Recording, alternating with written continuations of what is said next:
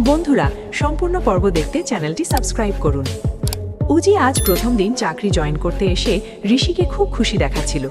ঋষি যে আজ নিজের স্ত্রী উজিকে এক নতুন জীবনের শুরুতে দেখছিল।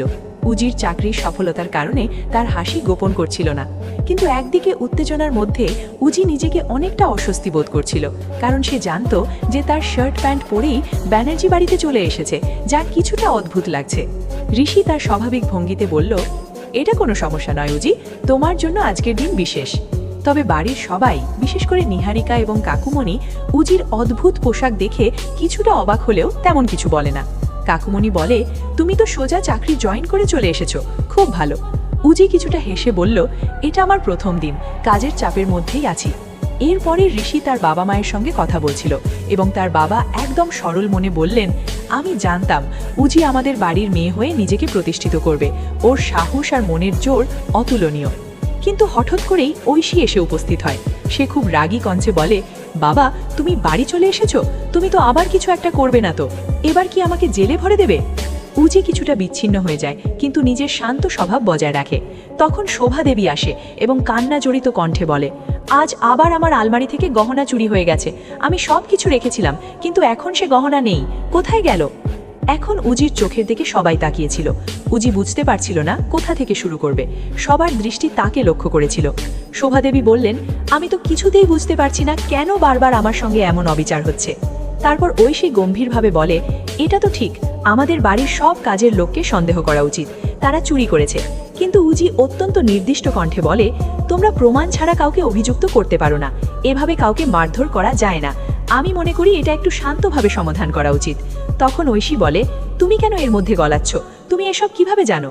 উজি বলল, আমরা সবাই মিলেই ঠিক করব, তবে গায়ে পড়ে অপরাধীকে ছাড় দেওয়া যাবে না। এদিকে জিৎ বসু একটা গুরুত্বপূর্ণ ফোনালাপে নিশার সঙ্গে কথা বলছিল। উজির রান্নার প্রশংসা করে জিৎ বসু বলে, তুমি সত্যি রান্নায় পারদর্শী নিশা, তোমার হাতের রান্না অসাধারণ। নিশা কিছুটা বিভ্রান্ত হয়, তবে জিৎ বসু শান্ত গলায় বলে, নিশা, আমি জানি তোমার মন ভালো নেই, কিন্তু আমি আছি তোমার পাশে। তোমার স্বপ্ন পূরণ করতে আমি পাশে আছি, তোমাকে আর এই অপরাধী জগতের সাথে থাকতে হবে না। নিশা কিছুটা আবেগী হয়ে পড়ে, তার চোখে জল চলে আসে। সে বলে, আমারও স্বপ্ন ছিল, কিন্তু সে স্বপ্ন ভেঙে গেছে।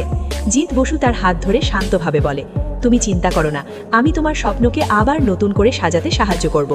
নিশার মন তখন একটু শান্ত হয়, কিন্তু কাঁপতে কাঁপতে তার হোশ ফেরে। এদিকে ঐশী কাজের লোকদের সন্দেহ করছিল, কিন্তু উজি তাকে থামিয়ে দিয়ে বলে, তোমরা প্রমাণ না পেলে কাউকে অভিযুক্ত করতে পারবে না। এরপর উজি শোভাদেবীর ঘরের আলমারি খুঁজতে শুরু করে। ঐশী তখন বলে, কি করছো, তুমি কেন এখানে ঢুকছো? কিন্তু উজি অবিচলিতভাবে বলল, আমি এখানে এসেছি যেন সঠিক কাজটি করতে পারি। উজি এক প্রকার কঠোরভাবে ঘরের এক কোণে গিয়েছিল। পরবর্তীতে শোভাদেবীর আলমারি থেকে একটি ক্রিস্টাল ব্রেসলেট বের করে।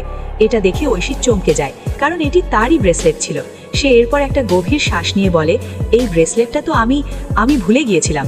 উজি কঠোর গলায় বলে, অতঃপর তুমি নিজে নিজেকে প্রকাশ করেছো, আর তুমি ঐশী গহনা চুরি করেছো। এখানে শোভাদেবী এসে কেঁদে কেঁদে বলে, তুমি যে এত নিচে নামতে পারলে আমি ভাবতেও পারি না, তুই তো আমার ছোট বোনের গহনাও চুরি করেছিস।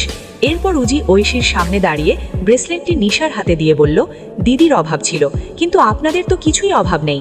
গরিবদের ফাঁসিয়ে টাকা নেওয়া ঠিক নয়, এমন কাজ করতে থাকলে আমি তোমাকে জেলে পাঠাতে বাধ্য হব। ঐশী পুরোপুরি নিজেকে হারিয়ে ফেলল। এখন তার সামনে সত্যি কোনো পথ ছিল না, সবাই তাকে দোষী বলে চিহ্নিত করেছে।